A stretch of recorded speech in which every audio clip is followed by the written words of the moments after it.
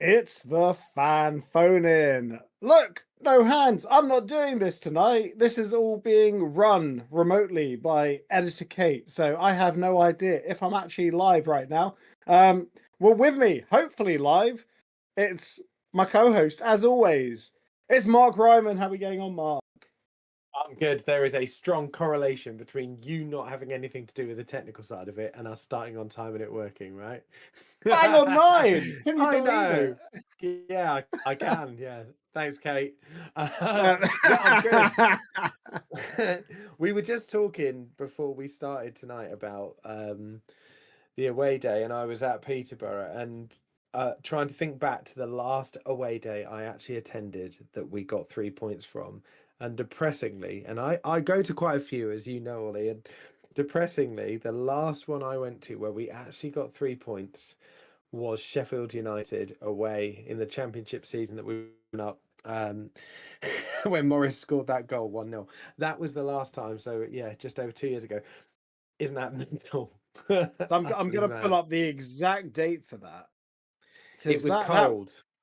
it was cold. It was the day the because the they thought it winter's might get winds. called off. So because there was some snow, so it was got to be like February time, I think it was. 11th of Yeah, March 2023. March. Right, fair enough. So over Yeah, 2 years ago.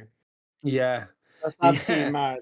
And it feels every bit of it. And I tell you what, it was really nice to watch, not just a win, but a comfortable win in the end. You know, we'll talk about it, but second half, yeah, was really everything that we were hoping to see, and it's starting to click. So some real positives to go into next week in the cup, and obviously the league game against Bradford as well. So very positive, very happy to have seen a game where we actually win away from home as well, and only an hour down the road for me too. So win-win. Yeah, I'm excited to be in the Carabao this like sort of early stage. I'm I'm I'm quite hopeful of a cup run, but for this first segment, while we wait for people to join us, we'll just sort of talk about the posh game. It was a game of two halves, that old football cliche. But I'm happy with how the team sort of came out in the second half. Obviously, a manager that's not scared to change it at half time, and it worked. Who would have thought putting Longwick, who's actually a real tall boy, isn't he?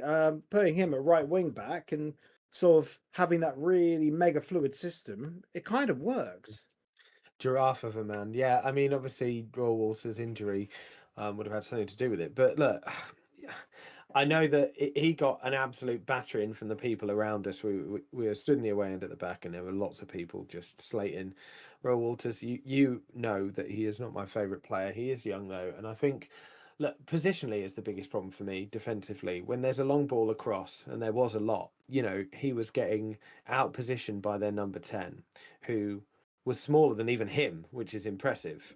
And then number 10 couldn't believe it. And they tried to back into him second half and found the giraffe that is Longwick behind him instead, getting clattered into the stands. But, I think he is young and it's more on our kind of recruitment that's the issue. But you're right. I think Longwick's a great player. I really do. He's been brilliant every time he's played. And it's difficult. We've got so many centre backs, and now with the redemption arc of Mads Anderson, it's going to be hard to see where we fit them all in, isn't it? It's a good problem to have. Don't get me wrong, but you're right. Yeah, I mean him playing on that right side made such a difference because it basically stopped every attack. I mean they barely got into our half in the second. But when they did, they tried that big switch that they did quite a few times in the first half, and Longwick was just having absolutely none of it. And then you've got the pace of Makosso to get in behind to make sure that there's none of those runs in, and it just worked. So yeah, he's a player. There were a few fantastic performances, and I know that you'll probably agree with a few of that I've said, but Mads Anderson for me was fantastic. He really was. He mopped up everything. And I think, considering what a difficult time he's had at Luton, I think it's really important to point it out. I know we said last time that he got a lot of plaudits for doing very little. But Posh offered a bit more this time. And just before he scored, actually, they got through. They got round the back slightly through the middle, that sort of long ball that would have done us last season quite a lot. Not only did he sweep it up, not only did he stop the play, but he also turned the guy and then managed to get it not just out but down the channel for Ali to run onto. It was such a really well composed piece of play. And then obviously he scored something like 2 or 3 minutes later from that header.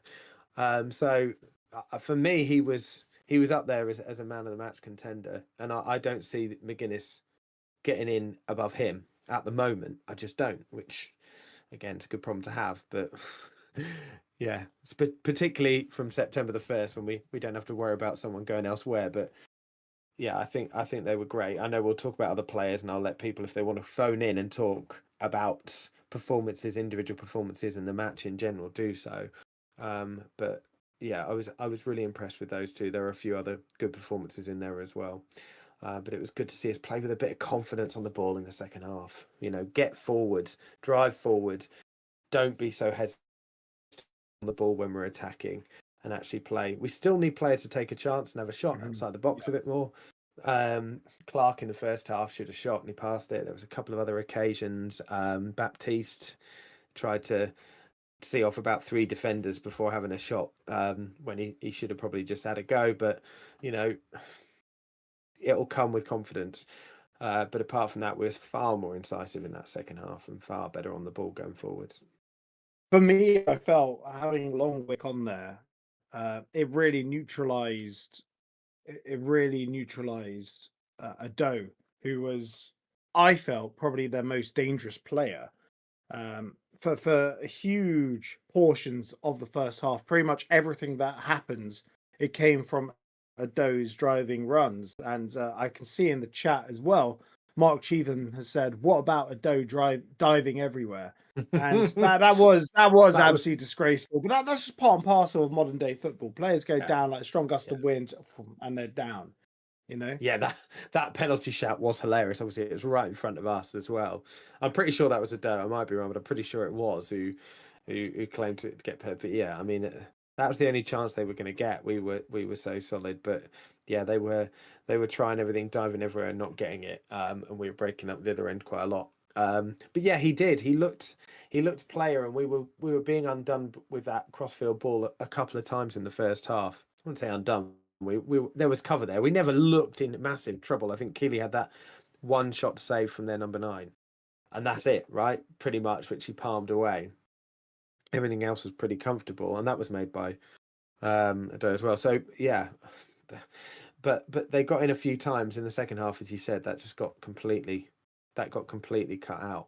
And we kept the ball, but that was down to the press going forward as well. That was down to us not sitting back and letting them play. In the first half, we were letting them have the ball, the complete freedom of their own half, and not pressing the ball at all. And obviously the second goal is made from the press, but it wasn't just that. We came out in the second half, and within seconds, you had that shot cross from Naismith. But it was a really good move. Wasn't a great ball, but a really good move. And after that point, we kept the ball in their half for a good 10 minutes, and we piled on the pressure. And that is what caused the undoing of them. It wasn't just the corner, it was just that piling on of pressure. So it just didn't give them any leeway to get the ball up there to their number 10. Then, look, we both know that we're going to have tougher tests defensively. We know that. Next week will be a tougher test. Bradford's going to be much harder. They've got 4 points in their first 2 games, and recently promoted side as well. But I feel really confident, particularly with Longwick there as well, at the moment, until Bramall's fit and we end up with a proper left back playing left back. I'm happy with him playing that position. I really am.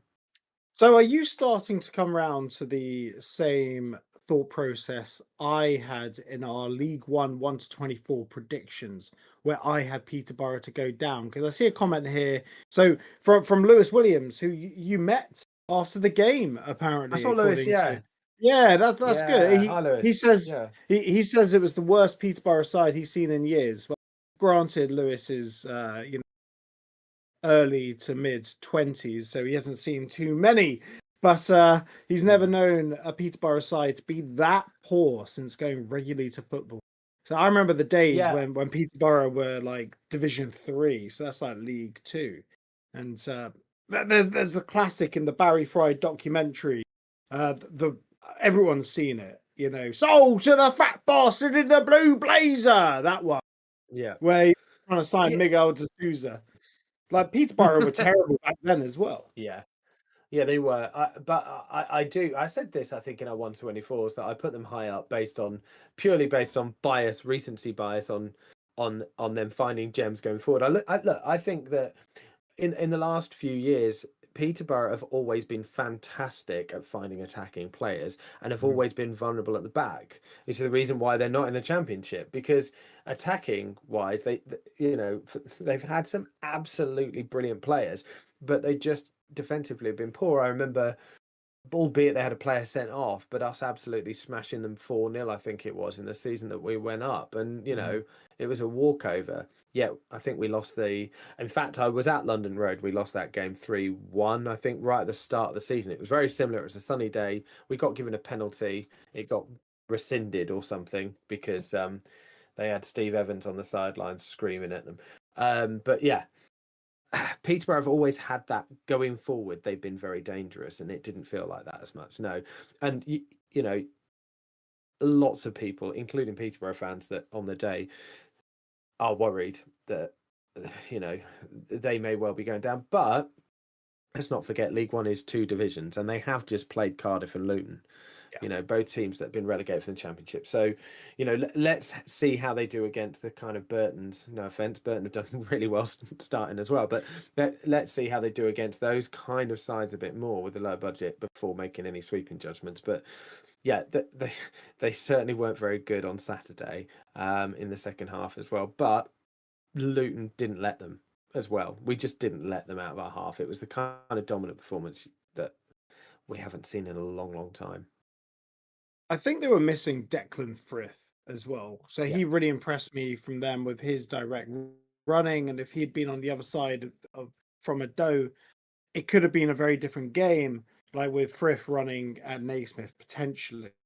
Um, but the right hand sides, especially in the second half, Longwick and Makosso, you mentioned earlier with Makosso, like there's just so much pace there. And Makosso, I felt he had a good game. Oh, obviously his finishing needs work. Um, Mm. but some of the driving runs from the back were just, sort of reminiscent of Reece Burke.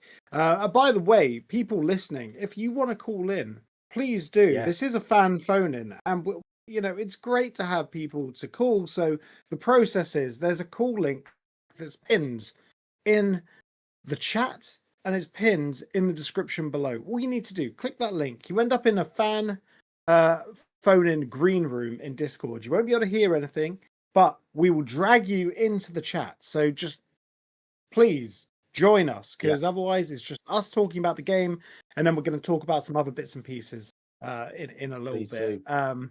Yeah, it'd be great to hear from everyone. Um, Yeah. I want to yeah, pick you up but slightly on the Makosso point because I think that's really yeah, interesting. I think Makosso is interesting. Makosso and Ali were probably the two most the players we all wanted to keep hold of the most, and that still remains, by the way. And both of them, for me, haven't been anywhere near as good as they were last season. Look, Makosso's got the pace defensively. It should be pointed out that his passing was really, really poor on Saturday. Really, really poor. His distribution was terrible. But and that he should have done better with that first shot as well. But all of a sudden, then we know what he's capable of. Same with Ali. We know Ali's playing out of position as well at left wing back. But he gave the ball away in dangerous areas. It's what happens when you put an attacking player defensively, I guess, as well. But I'm fine with them being terrible until first, to be honest, as long as we keep winning games. yeah, yeah. I agree. I've been told apparently it's not possible to call in, but Well, we've yeah, got I someone in the don't. green room, We got someone in the so green room. we Okay, we have. okay. So Well, here we keep clicking those go. links. Okay, well, I'll drag Matt up into the chat. Good evening, Matt. How are we getting on? Even about Is Matt muted? Well, He's muted. until Matt joins us. Hello, hello. Hey, there he is. Hey, Like that. happy days. How are we getting on, Matt?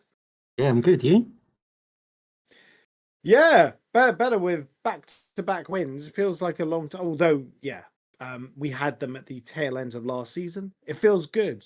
Feels a bit different, doesn't it? Does feel a bit different. Very different vibe. Just amongst the players, by the looks of it. I remember the last time the whole team celebrated like that. Yeah. In a while. Well, it's a different feeling around the club now. Obviously, there's still.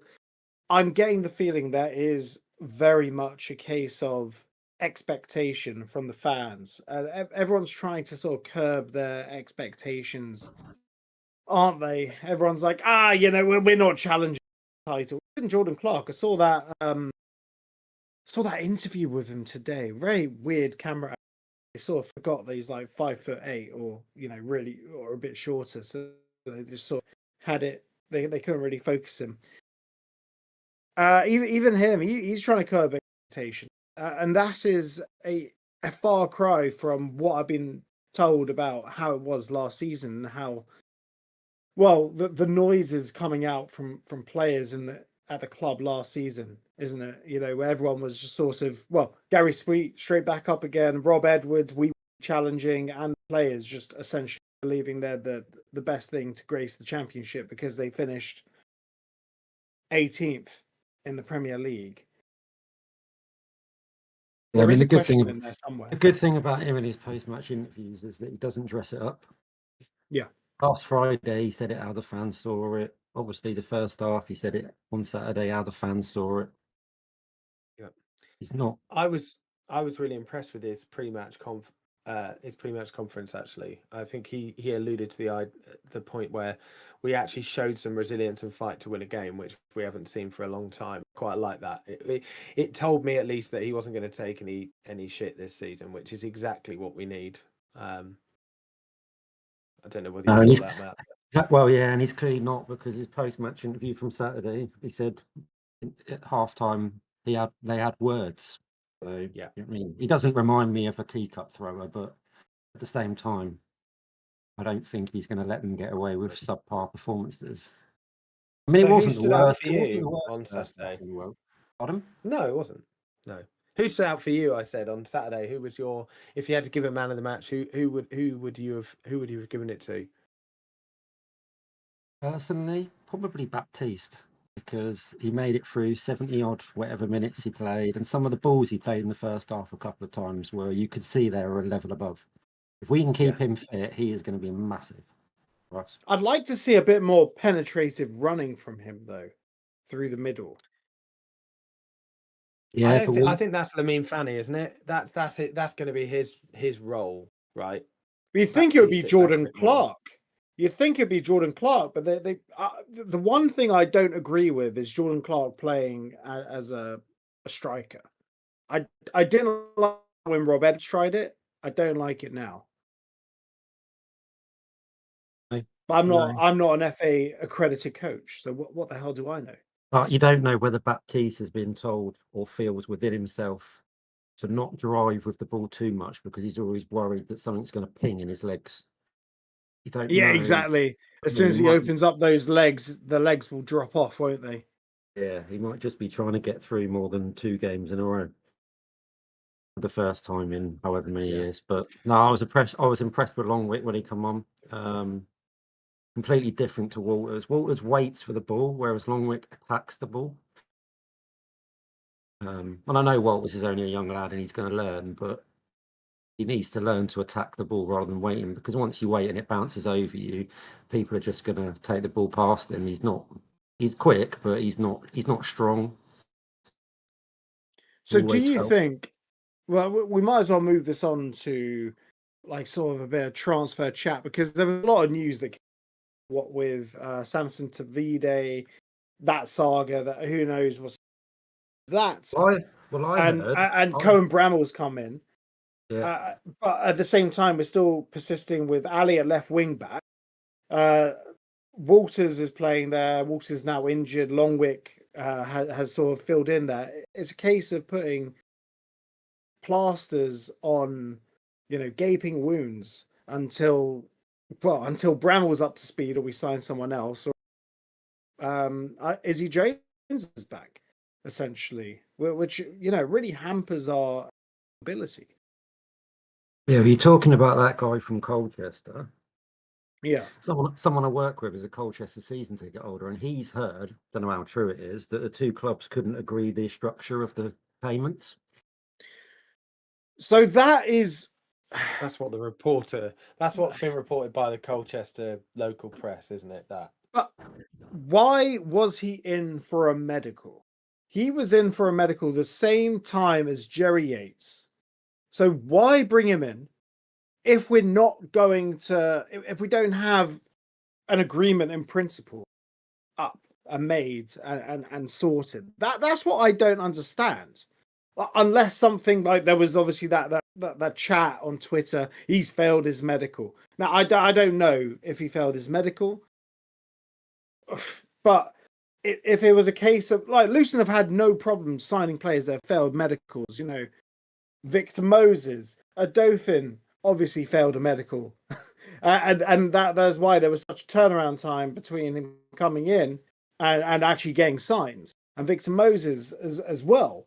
So the fundamental issue is those two free signings, whereas this is a player we're actually paying money for. So perhaps like the way the way I've worked out in my head, and this is speculation, but it's logical and it's sort of an educated guess. He came in, we agreed a fee, and then there was a component of the medical he failed. And speculation, this is speculation, I'm not saying this is facts. Came in, failed the medical. We went back to Colchester to try and renegotiate the clause because obviously there was something in the medical and we didn't want to pay full price for damaged goods. So fair enough. Yeah, that is my working hypothesis based off what I know, that he was in for a medical.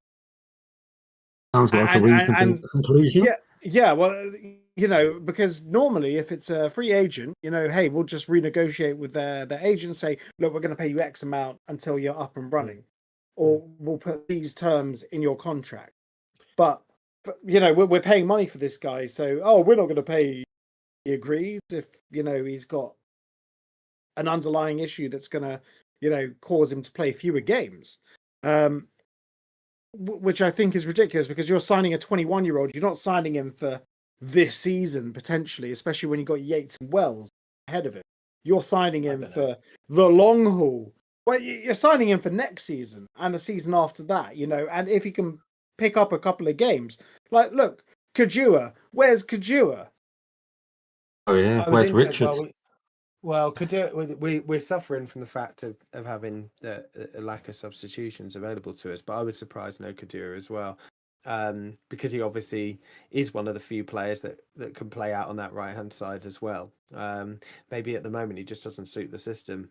If we start playing wingers, he's a right wing back. I thought he could play right wing back. I think he's a forward more than he is a wing back. In the same way, saying Ali can play left wing back. Sorry, but I don't buy it. He can play that position that Clark is currently playing, and Clark can play a bit deeper. He should at least be on the bench. He was on the bench against Wimbledon. Didn't get a minute though. No, he was on the bench against Wimbledon, wasn't he? Yeah. I don't know. We don't know enough about the Tavid, however you say it. Situation really. I guess that in principle for me, if something flags up as a medical, I think it's good the club has finally learnt not to just sign him anyway. I mean, look at the players you're talking about that we ended up signing anyway. We signed a Dauphin 4 weeks ago. Well, exactly, but okay, but we take a Dauphin out of it slightly because the issue there isn't a normal kind of medical one, and I'm not going to speculate because I don't know what it is, but it's not musculoskeletal, is it? Which God knows what that means, but it's not a football injury. That could be anything ranging from a kidney stone to brain cancer. Yeah, it could be anything. Well, quite, but if we go with that I'm not going to advocate for the club's decisions, particularly on injured players. But if we turn around and sign him anyway, and then he gets injured, later, then everyone would be harking forward to say, why the hell did we sign a player we knew was injured? So, I don't mind us going back and renegotiating for that fact. Look, he failed a medical. If this happened, we don't know. Allegedly. Yeah, We do not know. allegedly. He failed a medical. We want less for him. We're not in a position anymore now we signed Jerry Yates where we're absolutely desperate for a striker. Do we want to strengthen in that area? Yes, but when Jacob Brown gets back, if he stays at the club, then realistically is Tavid going to be in amongst the match day squad? Because I would argue probably not. He doesn't get, so that would be my thought on it. But I don't know. What do you think, Matt? Anyway, but he's not getting in ahead of Yates, is he? Let's be honest. No. I mean, that goal yesterday for Anderson. You watch the slow-mo of that on social media, and Yates blocks off Anderson's marker. That is clever centre forward play. Yeah, really clever. I didn't notice it at the time, but I watched it earlier, and I thought that I thought, how's he got a free header? And then you watch it, Yates blocks 2 players. Give him that header. but also the strength from Mads Anderson to get past his marker. I mean, it was terrible defensively. Both of Peterborough's goals were absolutely piss poor from a defensive point of view. The marking for the first and the kamikaze back pass for the second. That was horrendous. But Yates and Wells, like Wells' pressing for the second was tremendous. The like we haven't seen for a long time.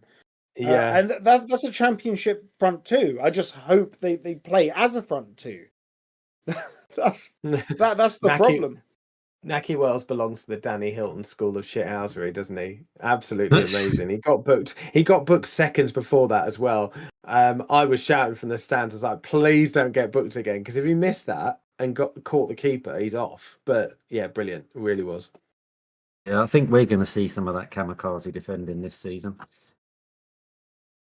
Who? I think Keeley. I think Keeley's going to cost us a couple of goals. I don't mind, to be honest with you, but I think he will. I just do. Maybe, yeah. I don't mind. Whether it's like, I think yeah, we'll whether get it's a more low from him pass than we get against him. But I do think that at some point he's going to try and do something really quickly and get caught out. Yeah, but sometimes you've got to take a risk. Sometimes you've got to gamble. If he creates 3 or 4 goals with quick kicks and costs us one, and then you've got to take the rough with the smooth, and as long as there's more smooth than rough. Yeah, right now I like the way he's off his line quickly. That is and he's always something we've been missing for a long time. Commands his area. Yeah, and his kicks are always different. He's always looking to kick it to a player or to space, whereas Kaminsky just kicked it up the pitch and hoped that it went in the right place. Top left. It's always top left every single time. Yeah, the amount of times Keeley found Yates was absolutely sensational. Like Keeley, honestly, he has the potential to be the best keeper we've had probably since Mark Tyler. Like relative to the level, I don't know. Am I crazy in thinking? No, I think that's a tremendous bit of business. It's best bit of business. What did we pay for him? $1 million? Like $1 million. And what did we get for Kaminsky? Good question. Undisclosed. But let's assume it's $1 million. I know who's got the better end of that deal. Yeah, absolutely. Like we've traded in a 32-year-old keeper for a 22-year-old keeper, and it's pretty much net zero there. So I'm happy. In the chat, Matthew has said Kaminsky did another shocker against. Did you guys see that? Absolutely terrific. Like it's what we saw a lot. Like how slow he is off his line. Absolutely cleared out the Watford play. The penalty that wasn't given. Yeah, that was a nailed on pen. That was so late. That was like that challenge on Liam Walsh yesterday. Like that was a different time zone.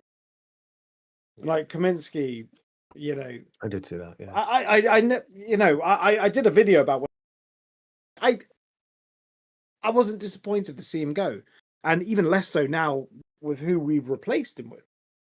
I think Keeley is a step up. Obviously Kaminsky just had all that experience playing for Blackburn in the Championship, but I think Keely's a more rounded goalkeeper. Yeah, Keely's ceiling is much higher than Kaminsky's has ever been, probably, for his age. No, absolutely. Absolutely. 100% agree. But Matt, what do you think we need in this transfer window? There's like less than a month remaining now. That's crazy, isn't it? Ends at Crazy it's September still that long. 1st. I know, right? It depends on who we get rid of, really, because we've got a massive squad. We've almost got enough for 2 teams, really. Well, as it should be. You should have 2 players in each position. It depends who we get rid of, because I mean, Who do you want to see go then? Let's start with that. Chong and Nakamba have definitely got to go, 100%. Mengi ain't going anywhere because he won't be fit till the window closes. I kind of feel sorry for someone like Richards and Nelson because they're just not going to get the game time. Do you reckon loans for them? Richards is only a young lad, but he played a lot of games for Exeter last year, so he's not come here to not even make the squad. Really, I'd have thought. Yeah, he was in the under 21s, I think. He was. Morning. I think Nelson will get a fair bit of game time eventually. Let's not forget it's a congested old season in League One as well, and we're not going the season without a fair few injuries, are we? Right? So no, we will. we all know that, but you're right. At the moment, particularly in that midfield, it does look tough.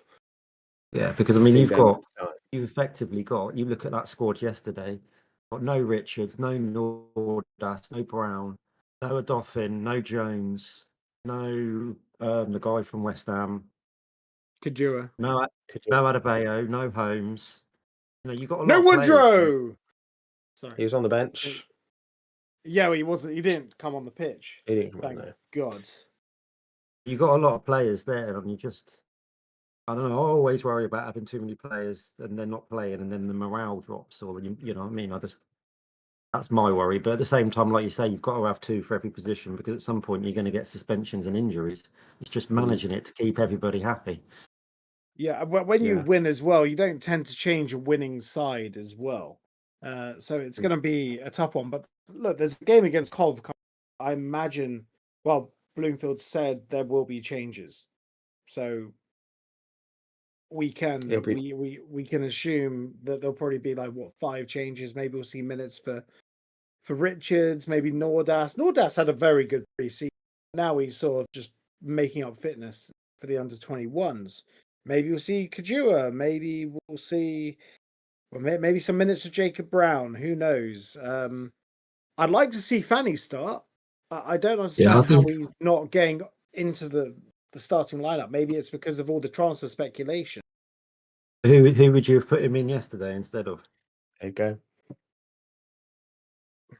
Yeah, good point. That's the problem.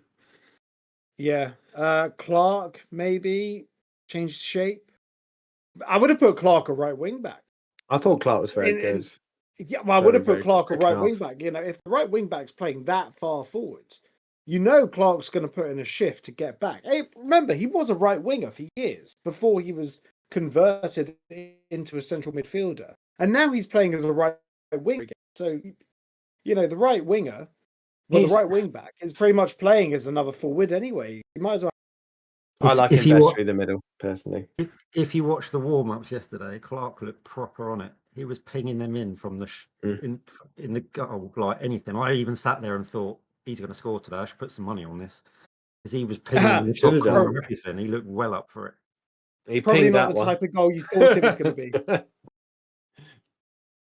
It's a bit of a difference for Clark. Normally he pings them in from like 30 yards off his chest.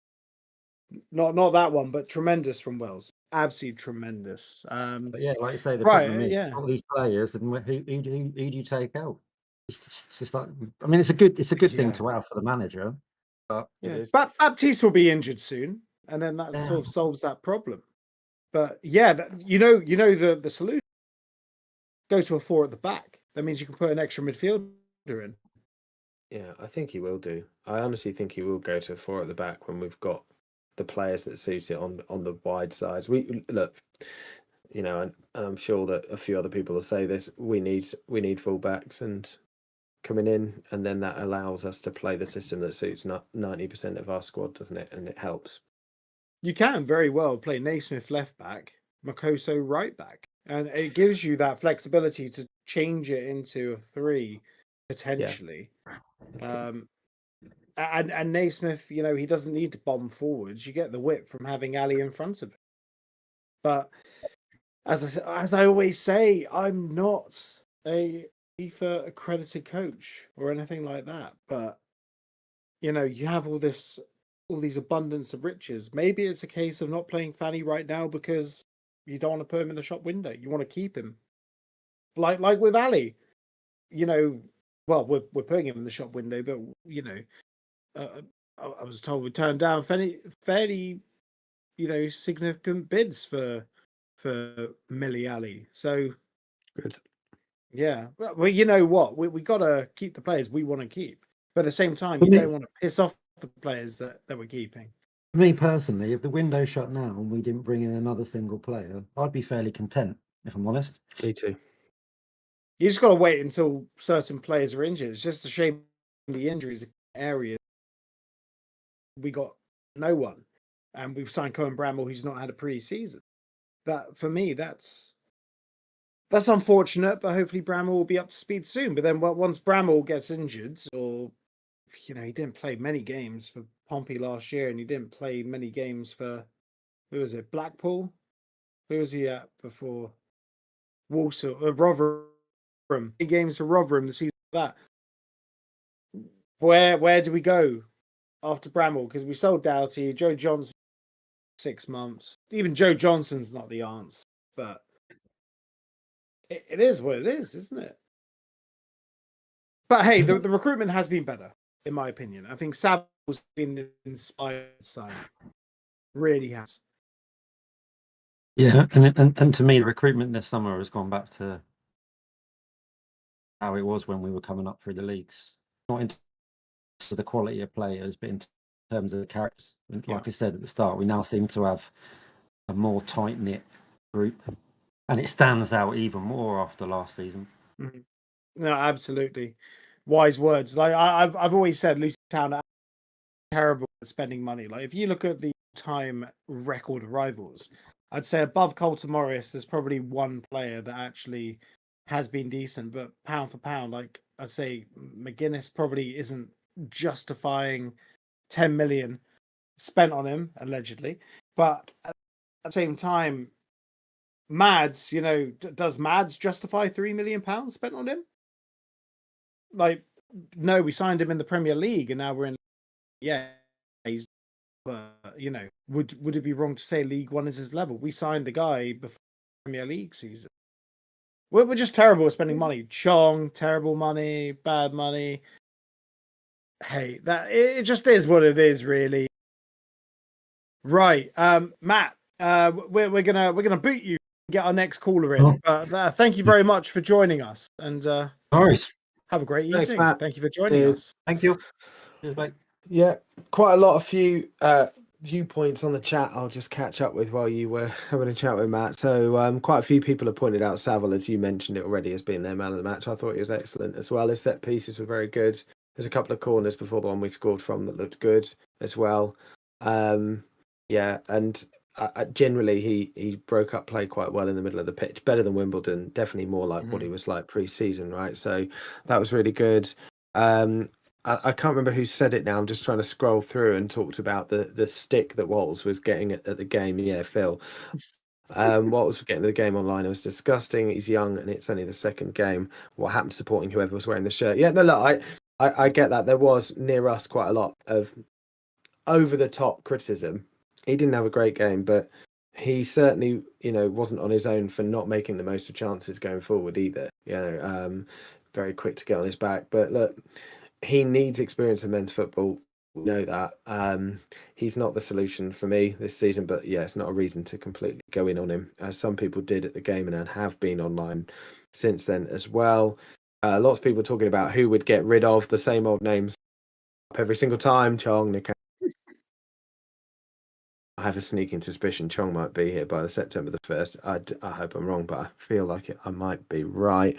More haircuts than goals. I saw online actually someone saying, imagine Chong in this game. Imagine how well he would have dominated. We needed someone to carry the ball. And I thought to myself, I didn't put it on there, but I thought to myself, how many times have we said that? And then he's come on and done the sum total of F all. Like every single time. Yes, in theory, that sounds like a really good idea. But unfortunately, he's just never done it. How many chances? Anyway, so that was I quite think his last interesting point. contribution, Chong's last contribution, other than an assist in the West Brom game, prior to that, but it was an assist for Jordan Clark, where he just short pass to Jordan Clark just belted it in. Yeah, what goal?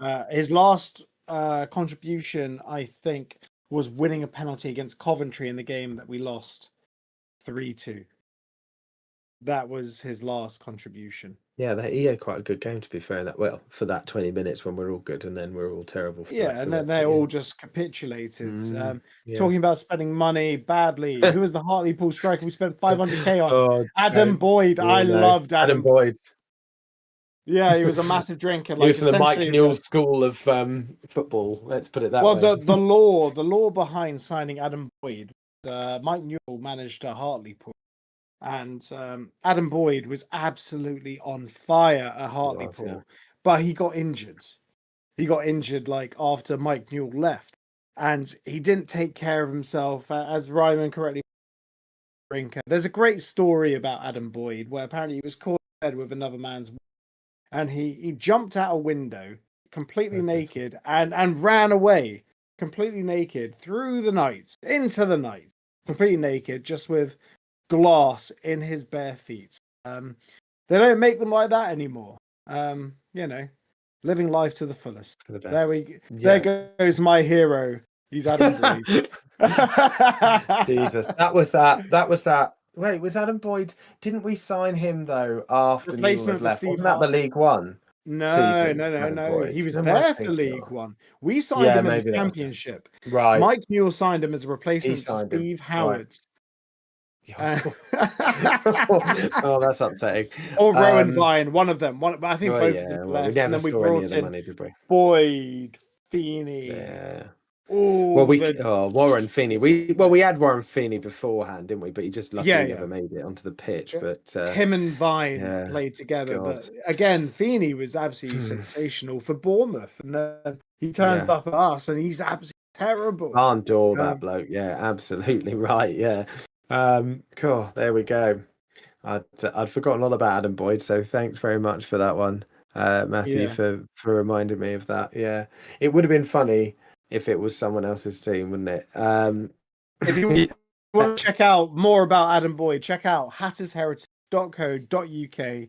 There's a profile for Adam Boyd up there, and you'll see like what peak athleticism looks like. Honestly, we have so many pictures of Adam Boyd on the site. And program extras as well. He was honestly, it was a sensational signing in my opinion. And he went on and did. No, sorry, go on. You carry on. I was thinking Pesky Salido, who we signed in League One. That's the one. That was the other one. He was about 50 when he signed, wasn't he? He was 38. Yeah, Paul Pesky Salido. I remember him absolutely tearing up the Football League with Fulham. He was a player in his time. He was so good. Good. And I think he's married to Karen Brady. He was so good. And then he turns up and he just couldn't give a shit. Yeah. No. Unreal. He couldn't care. Same could be said.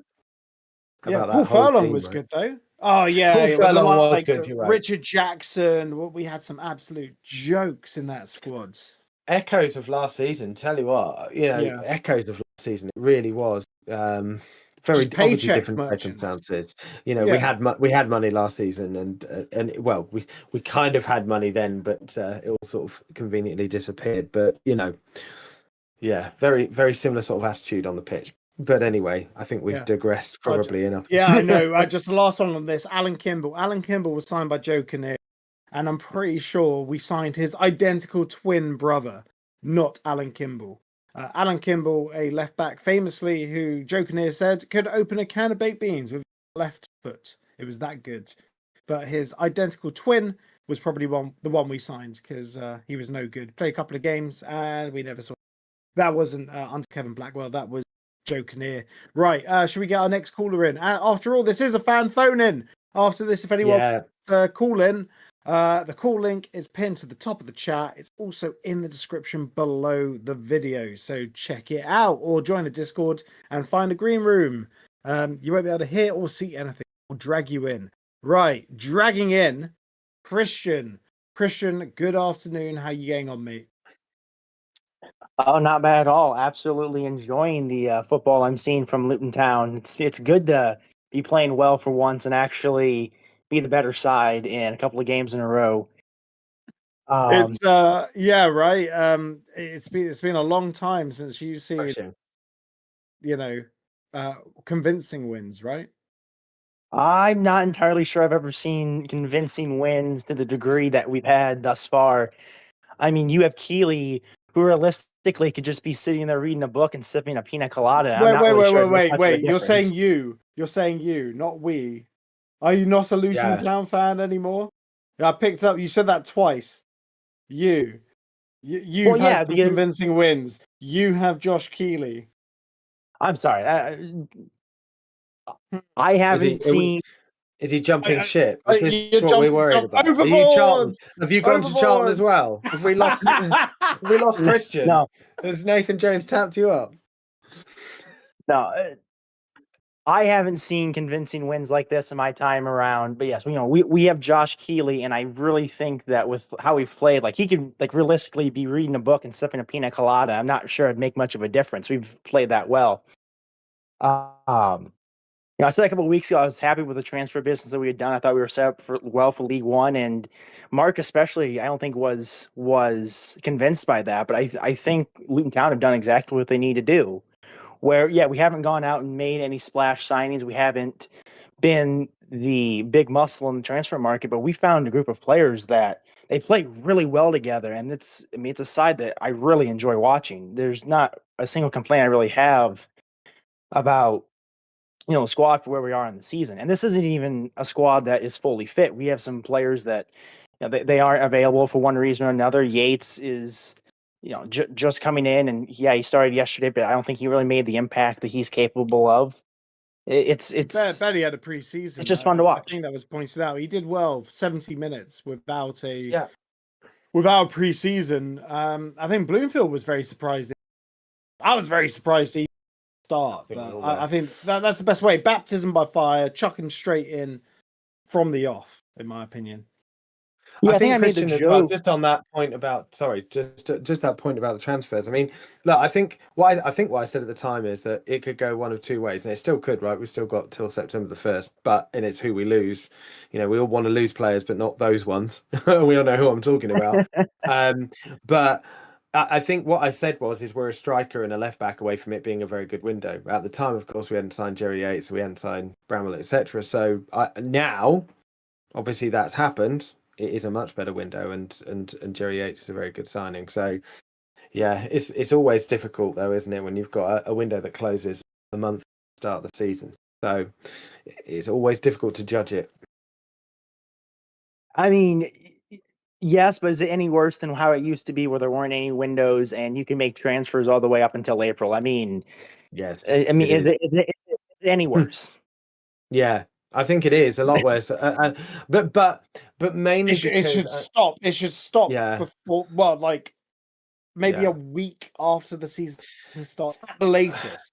The problem you've got with the way the window works now, and particularly because it kind of patters more towards the European football, Sky Sports, and the Premier League, and is that teams can't actually start to really do proper work as a team together until they're a quarter of the way into the season. I think what you're referring to back in the old days when there wasn't a window at all, you're also talking about a time when there weren't as many transfers either. So maybe now, if that was the case, that would be different. But back then, people just didn't leave and join clubs as much as they do now. So there was a lot more consistency, if you like, within the team, and it would be a much bigger deal when players would leave. So there's kind of two factors in play, I think, there. But what definitely doesn't work is this kind of protracted end to the transfer window. It's just pointless. It really is. And then having that stupid closure as well for the Club World Cup for a week or whatever it was, 2 weeks over that. I mean, just to make it even more bloody ridiculous. It doesn't help, especially in our position when we need to sure that we've got a squad together before then. But it is what it is. It's not going to change. We're going to spend time now thinking, is Fanny going to go? And fingers crossed that Chong and Mengi go. Like it's pretty nuts. Sorry, Christian. Crack on. Yeah, I mean, I do have to agree that Mengi and Chong, certainly if we can find the moves, they do need to go, because Mengi obviously doesn't want to be here, and Chong hasn't contributed near his worth no matter what level we've been at. I mean, he had like 2 or 3 contributions max in the championship, and that's just not acceptable. But yeah, I mean, I do agree. It is a bit weird as how things shake out. That Club World Cup closure really didn't make sense to me, and I think it also created a lot of confusion with fans about when the transfer window even opened, because I don't think in those first 10 days everybody was even able to make moves. I think it was only certain clubs. So that's I mean, that's a FIFA issue. But yeah, going a month into the season, we have like 6-7 matches this month, and it won't be until after all those that we even know what the squad's going to look like. So yeah, I mean, I get what you guys are saying, but I think we're probably going to hang on to everybody that we're going to hang on to by this point. I don't see Mengi and Chong going, unfortunately, but I also don't see Fanny or Ali going. I think everybody that we have now is probably who we're going to be holding on to, unless somebody throws a significant amount our way for Fanny or Ali. Don't know. Deadline days can be pretty crazy, in the sense that someone will be like, someone will lose a player up the food chain, and then someone will be like, oh, whoa, I need a left winger right now. Who can I get? Can I unsettle? And they speak to the agents, and then the agents start unsettling players. Look what's happened to Isak at Newcastle. The agent is Isak's just signed a new contract to Newcastle, and the agent is destabilizing it. Just to try and get Newcastle to sell. Like, Newcastle don't need to sell. He signs a new contract without a release clause. But fundamentally, that could happen with Ali. Ali, like Ali. He's not a boxer, mate. Yeah, Millie Ali coming in at 190 pounds. Demon. Look, it could happen. For instance, if someone in the championship loses a winger, they could very easily be like, oh yeah, Millie Ali. Absolutely. Like if Tom Fellows gets snapped up from West Brom, they could easily come and tempt Ali over, because it's a short career. And how old is Ali? He wasted so much time in He's still in non-league football. Young. He's 25. Yeah. Yeah, like you'd think he was like 21, 22. If it was 21, 22, maybe there would be scope for him to spend his season here. But because he's 25, he wants to move on, get a bigger contract, play at the highest level possible, because he spent a long time playing. Well, he was playing for Halifax, and before that, Chorley. He's done the rounds, like, in the old league, and he did really well in the championship last season. So he must be thinking to himself. I think he's fantastic. It's like the spiritual successor to Pelly Ruddock. Yeah, he has the potential to be that spiritual success. After watching that vlog, which was absolutely sensational. So honestly, I'd love to see him stay, but I'd love to see him played in his correct position. But anything can happen on deadline day. Absolutely anything. Who would you like to see go? I know that sounds like a pretty loaded question, Christian, but look, we're going to lose some, hopefully. I mean, we need to. Bloated squad. Who do you think the priority are that we get out this window? The priority that we do get out this window, I honestly don't know, because it seems like anybody that we think should go is going to end up staying, and anybody who we think should stay is going to end up going. Especially, somebody's going to come in, make one offer, and Gary is just going to be like, "Yep, that's a good enough offer for me," as we saw with Doughty. We should get Mengi, we should get Chong out. I think Woodrow probably should go. Now I know that he's been at Luton. He came up in the youth system. He was sold off before he came back. I just don't think that he's what we need at this point. Beyond that, I'm not really sure anybody else to me is just pure dead weight. I think everybody else can contribute their part. Um, I would like for us to have a a known third keeper, because I think right now we only have Keeley and Shea. I don't think we have somebody that is the third keeper that we can be like, yep, if Keeley or Shea get injured, we're gonna see this person on the bench. We're gonna see this person starting. Yeah, I mean that's what I think for transfer. I think we've done well for transfers, and I think the players that need to go are obvious, but we might not get them out like we need. Yeah. I don't know. Fair play. Fair play. Personally, I don't think we need a third keep. We got, Chris Coyne's kid and Blackledge. I know virtually nothing about them, but they could probably do a job. You remember that season under Nathan Jones, right? Oh yeah, yeah. I think we're all scarred from that, right? How There are many lots of keepers free did we get through agents. in Five that playoff run? five. It was crazy. We got through three in, yeah. in about the last 2-3 weeks of the season, didn't we? We did indeed. We had 5 in total, and the last Yeah. time we had that many was 2003, 2004, I believe. If you remember Lars Hirschfield, Dino Saramet, that lot. Dino Saramet, yeah, no, I remember. Yeah, quite a few. Or maybe it was 05, 06. I think it was 05, 06. No, it wasn't 05, 06, 07 maybe.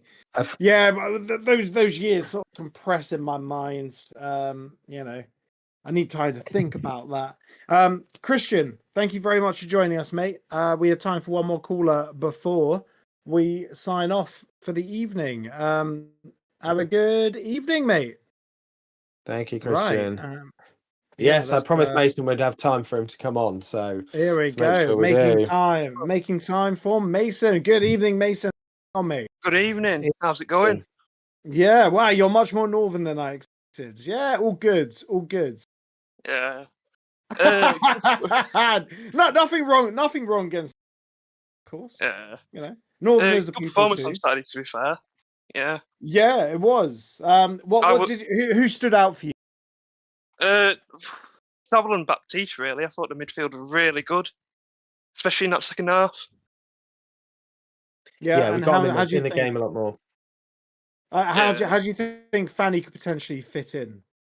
To be fair, I think he'd be better deeper, and then he runs with the ball up the pitch. I mean, that's probably where he'll suit. Yeah. Do you think it favours a change of the formation potentially? Like everyone's crying out for a 4 at the back. It could be, but I don't think we see it really. I think he'll just stick with it because how much centre backs we got. That is the issue, isn't it, Ryman?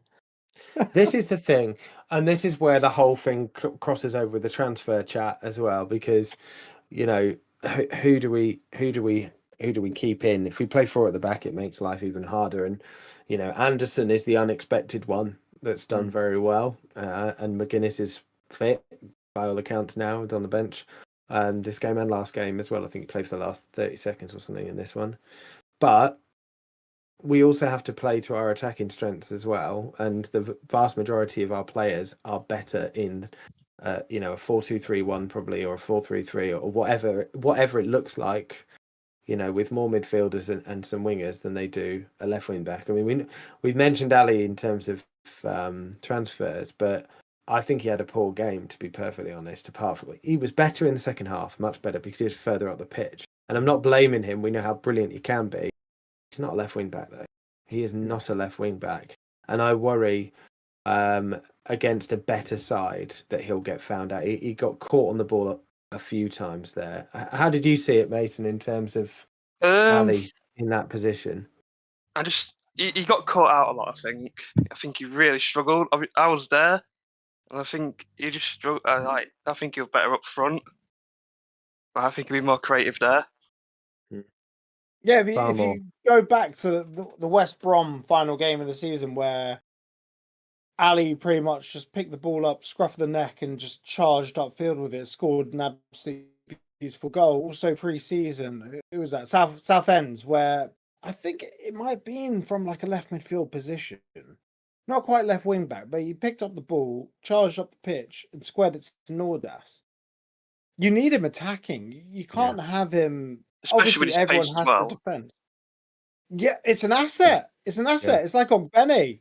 Ogbene was, when Ogbene was starting his runs from like the edge of our box or like halfway inside our half, he was absolutely gone by the time he got to the opposition. He was a box. brilliant player.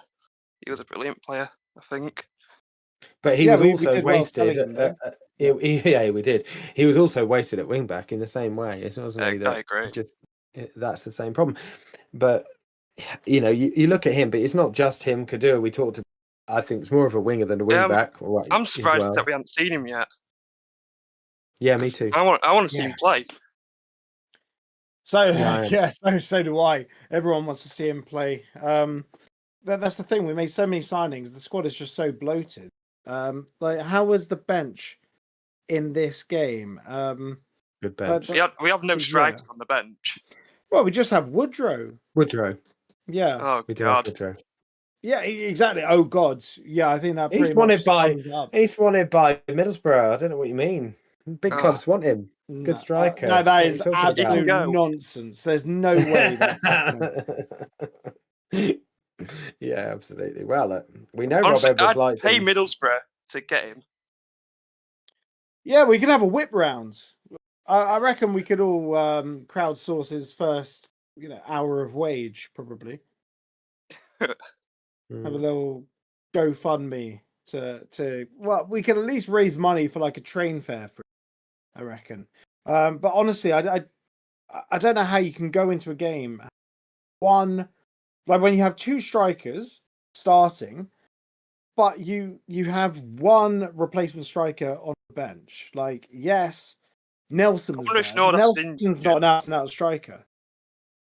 Well, no, you think Nordas might be injured? He played for the under. Well, yeah, he played for under 21s, but is he? It's quite surprising that he's not in the matchday squad, unless he is not good enough. I think I looked at that bench as well. It's a smaller bench. It's worth remembering that too, and I think it's tough as well. To be fair, I'm seven. trying to get up. You've got the bench. How many do you want? 7. Well, that's 7 players. You have 6. You have two defenders, 2 midfielders, 2 strikers. I think that's plenty. Like Ryman, I think you're forgetting. Back in the day, we had 3 subs. Yeah, of course. Yeah, and then prior to that, we had 1 sub. I'm just trying to. Yeah, okay, but I'm just having a look now. Sorry, be 2 seconds. Right, who do we have on the bench? Here we go. Fanny, you wouldn't get rid of him off the bench, would you? Agree with him on the bench or starting? Longwick, agree. Yeah. McGuinness, agree. Yeah. Zach Nelson, James Shea, Liam Walsh, Cauley Woodrow. So, all right, Cauley Woodrow, but you wanted a striker, so it's either Cauley Woodrow or Nordas. I don't know who else comes out of that. You've got 2 midfielders in there. You've got 2 defenders in there. You've got 3 midfielders. You got 3 midfielders. Yeah, Walsh, Fanny, and Nelson. But it's not as if it's not like back in Edwards where we had 2 keepers on the bench and things like that. That's the thing. When you have that's difficult, isn't it? We have technically like a bigger squad now than we did under Edwards. It's absolutely crazy. And we had 9 subs and we couldn't fill the bench. We had like academy players and 2 keepers. Yeah, I wouldn't have Nordas on the bench on that team apart from maybe for Woodrow, but it's a 50-50 call for me between Nordas and Woodrow. Genuinely. He's done nothing to tell me he's any better than Woodrow. That's my feeling on it. But I hope I'm wrong. I hope he does do well. But yeah. Oh, it's a frustrating one. But look, there's still players to go out. Like personally, I don't think Fanny's going to be here come the end of the window. I don't see it. Where do you think he'll Really? go? He'll go abroad somewhere. Yeah, but with import, they don't really, they're not so tied to England. But even English players don't mind going abroad these days. Like Tom Holmes, where is he? He had a little bit of time at Dendon, didn't he? Dender, Where? Dender in Belgium, Oh, Belgium's second tier. Yeah, I don't.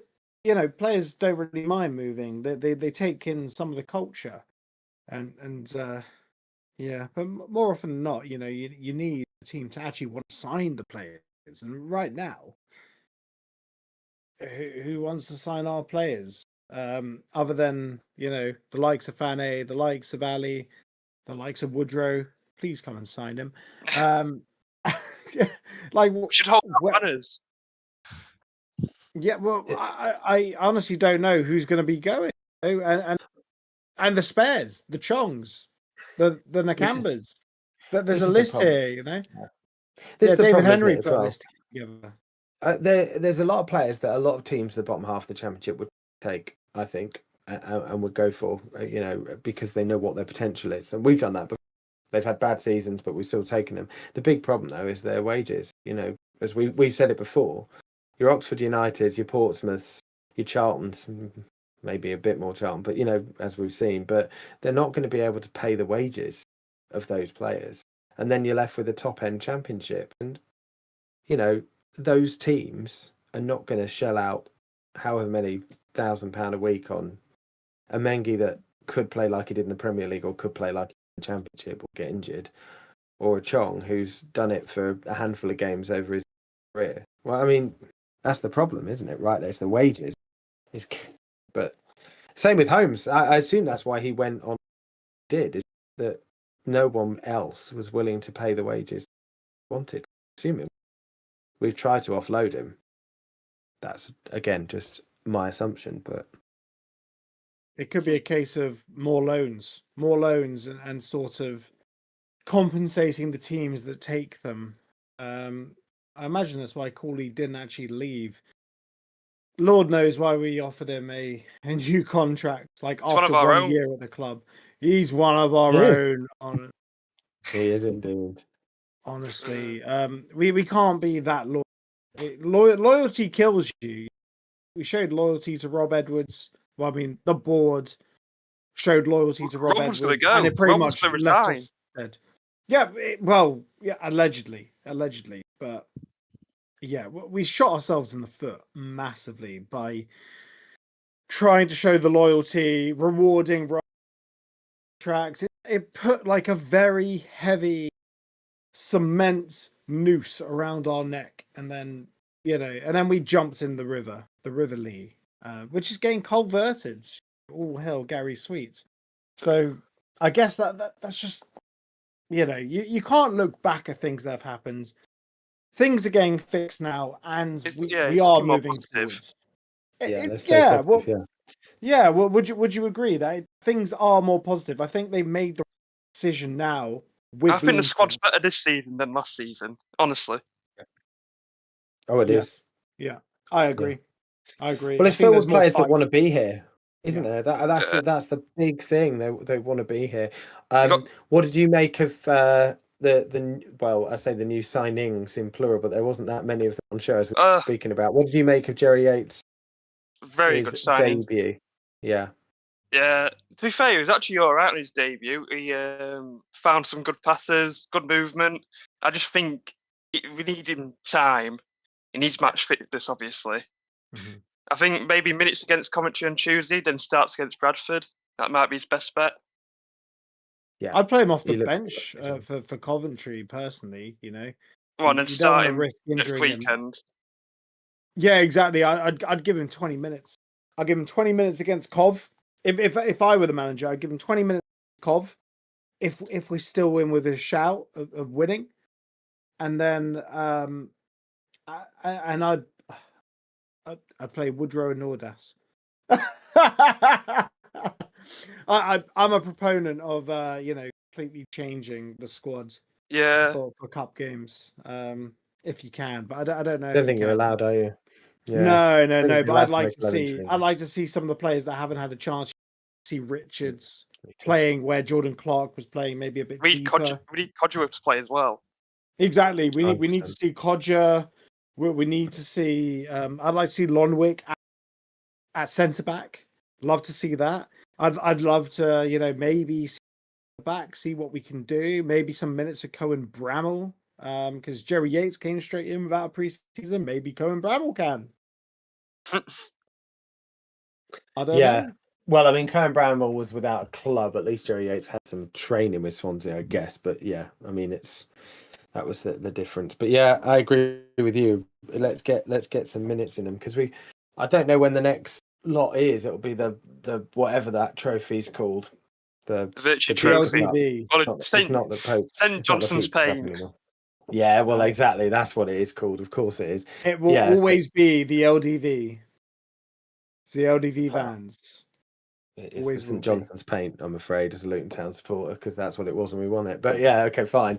Yeah, whenever that comes in, I don't know when that starts, but I think it's but September, until then, late September. right? Okay, yeah. So yeah, we'll see then, but it's going to be possibly our only chance because we're not expecting to win that game, are we? I know Cobb will make changes as well, but it'll be a we'll All see focus some is on youth. next week. Yeah, Yeah, absolutely. Look, it's the league. Right now we just got to win our games in the league until the window closes and the team can actually start to gel properly. Like as Ryman said, you can't really build it until the window's shut anyway. So yeah, like I guess we have to wait until it happens and then we can start building the team and then we can start seeing, incredible on fire performances. Right now, I'll take functional wins. Functional wins, points in Even if games. it's scrappy. Yeah, scrappy, who cares? Look, that's how we got Premier League. That's Scrappy old games. Luton. Yeah, exactly. That's the way it should be. It'll need to be And- that at times. We're not going to steamroller teams in this league. We're not going to run especially over every next single week. team. No, I think 100% Bradford's be a like the tough toughest game. away game in the league because obviously the crowd, they've got solid defence. I think we both played the same formation actually, so it's going to be a tough game. It would be a tough game. They've got a good manager as well. I remember the last time we played them, we came away with a 1-0 win. I think Harry I was Kane at that scored a game. decent goal. Yeah, that was the Sonny Bradley. Yeah. Yeah. But we came away with a tough 1-0, and I remember that was really, really well earned. It's a victory. I mean, they've got 4 points in 2 games, and they've not had easy fixtures. So Got some good signings as well. yeah, Josh Neufeld. Yeah. of course. Got He'll the have points Neufeld. proof. Yeah. Yeah. Oh, but anyway, I think Right. this is probably a good time to wrap up. Mason, thank you very much for joining us. Yeah, thanks, We lads. appreciate it. Well done, very well done, and have a good evening. You too. Thanks, Mason. Whoopsie, He's gone. cut him We off. booed Sorry him. about that, Mason. Get Yeah. Cutthroat now. Yeah, but come back, Mason. You were very good. Right. Yeah, I thought that was quite a bit of fun. Thank you very much for everyone who called in, and thank you very much for everyone who watched. I guess any summarizing thoughts, Ryman? No, just really what we were saying. I mean, there's lots of optimism, and the problems we're talking about is nice problems to have in who to choose. Look, I think the second half gave me real confidence that we've got an identity back. Oh God, it's been a long time since we've had one of those. We've got clearly a style of play that we want to play regardless of what. And if it all clicks, we've got some exciting football to look forward to over the next few months. So yeah, lots of optimism moving forward, and let's hope we can carry it forward. Yeah, absolutely. And look, not just exciting times on the pitch, exciting times here at OK Football. We're going to be doing a live stream. Me, Ryman, Phil, Wedge, we're all going to be on here. It's going to be carnage. It's not a phone in, but we're just going to be chatting about Luton Town, live stream on YouTube. Anything can happen on the live stream. All bets are off. It's absolutely fantastic. it might not start. Yeah, it might not start. But I'm not the one running it. Oh yeah, no, it will now. Kate that's going to be running it. So Yeah. it definitely will start. So don't you worry about that. But everyone, thank you very much for joining us. Thank you very much for commenting. most importantly, I hope we can get this timing right. Most importantly,